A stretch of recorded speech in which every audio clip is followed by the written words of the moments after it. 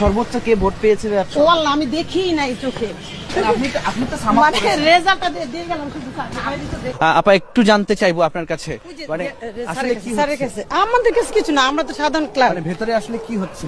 আরে ভাই, আমাকে কেন জিজ্ঞেস করতেছেন? মানে ভিতরে কি চলছে? আপনি ভিতরে ছিলেন? আমরা কিছু না, আমি জাস্ট মালামাল নিয়েছি ভাই। মানে এখানে কি ফলাফল যে যোগফল করা হয়েছে?